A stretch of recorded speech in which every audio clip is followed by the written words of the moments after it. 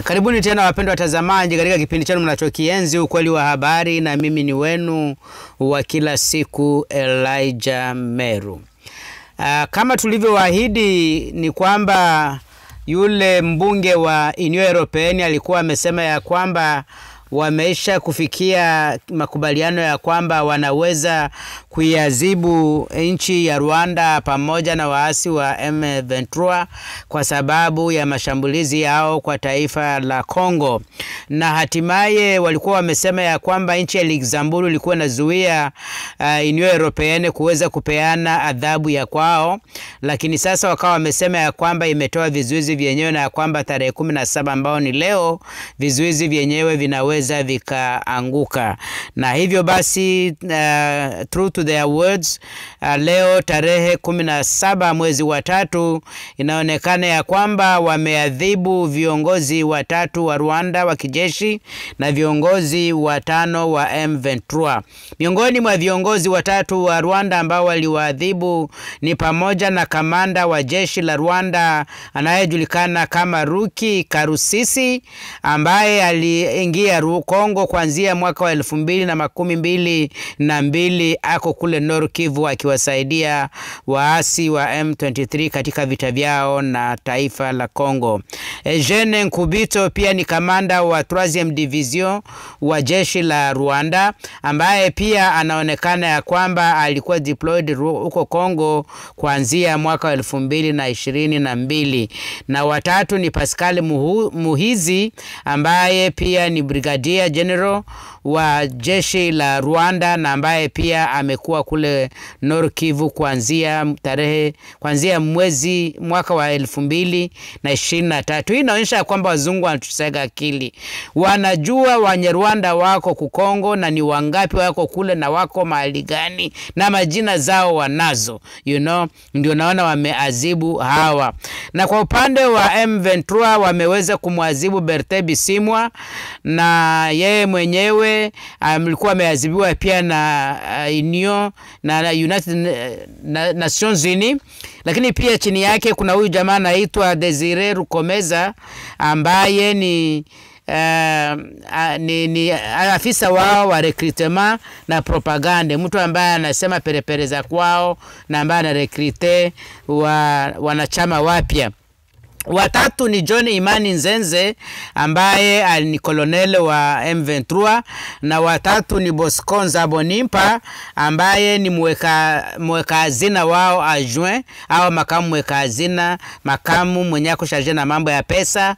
Na watano ni huyu jamaa anaitwa Jean Bahati Musanya, ambaye alikuwa en charge ya finance, lakini ambaye walimupandisha cheo. Mkikumbuka hilo jina labda Jean Bahati Musanga ndiye aliye gouverneur wa Nord Kivu kwa upande wa waasi. Ikikumbuka ya kwamba Nord Kivu saizi iko na gouverneur mbili, mmoja wa serikali ni militaire ambaye yako kule Beni, na mmoja wa waasi ambaye ni huyu Jean Bahati Musanga ambaye ako pale Goma.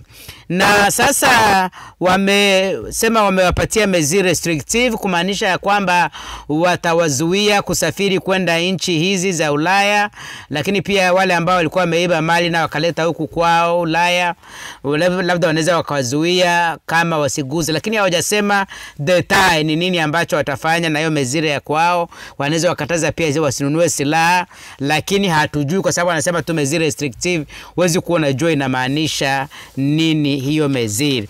Kwa upande huo, kwa wakati huo serikali ya Rwanda kupitia kwa kiongozi wao Bwana Kagame ameamua kusitisha mahusiano ya kidiplomasia na nchi hii ya Ubelgiji mara moja. Ni muhimu sana kujua kwa nini amechagua nchi ya Ubelgiji, kwa sababu ama Belgique.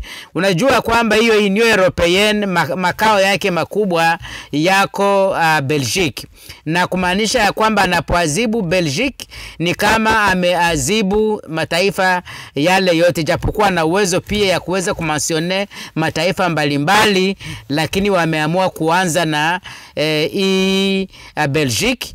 Madai ya kwao wanasema ya kwamba Belgique imekuwa ikichukua nafasi upande, imekuwa ikiegemea upande wa Kongo katika mzozo huu ambao ni wa Kongo na Rwanda. Sijui ni wa Kongo na Rwanda kivipi, kwa sababu Rwanda inasema haipigani na Kongo. Wao wanasema ya kwamba ni wa Kongo wenyewe wanapigana.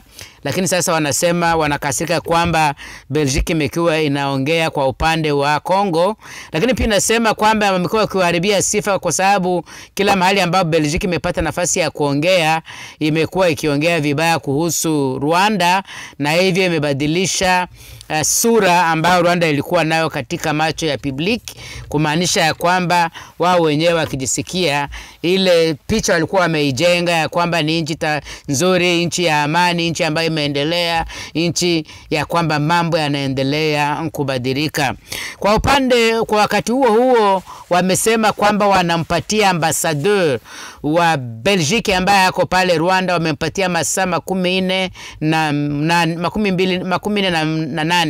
48 hours. Amefunga birago, amerudi kwao Belgique mara moja. Na Belgique nayo inajibu pia kwa kasi, nasema no, hiyo mezire yenye Rwanda imechukua ni ya nguvu sana, wangengoja kwanza kidogo. Rwanda inapendaga tu ikosana tu kidogo, inakata tu mahusiano na kila kitu. Lakini nao wanasema kama ni hivyo basi hata sisi tutafukuza na ninyi ambassadeur wa kwenu atoke huku kwetu akuje huko kwenu pia. So ngome inaanza kuwa nzito, hatujui maneno itaendelea namna gani, hatujui kama itafikia wapi, lakini inaonekana ya kwamba kitumbura kimeanza kuingia mchanga. Hatujui kama ni kwa faida ya nani maneno haya yote, kwa sababu kama tunavyosema hawa majamaa wanajifanya kama saizi ndio wamejua ya kwamba haya maneno yameendelea. Nadhani kwa sababu ya kelele ambayo wananchi wa Kongo wanafanya na mataifa mbalimbali wanaendelea kujua, na kama nilivyowaambia kitu kimoja hao wenzetu wanaogopaga ni wakati wananchi wao wamejua ya kwamba kuna kitu kibaya kinaendelea. Kama iko chini ya carpet namna hii kunaga shida, na ndio umuhimu mkubwa wa hii social media. Si kwamba hatukuwa na diplomate wengine benye walikuwa wanaongea, lakini mkiongelea kwa maofisi zao hainaga shida. Wao kwenye matatizo yako ni wakati ambapo watu wanaongea.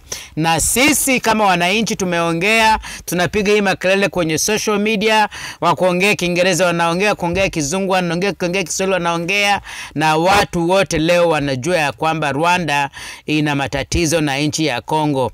Na ile save walikuwa wanajenga wameibomoa. Na heko tena kwa dada Wagner ambaye anafanya kazi nzuri.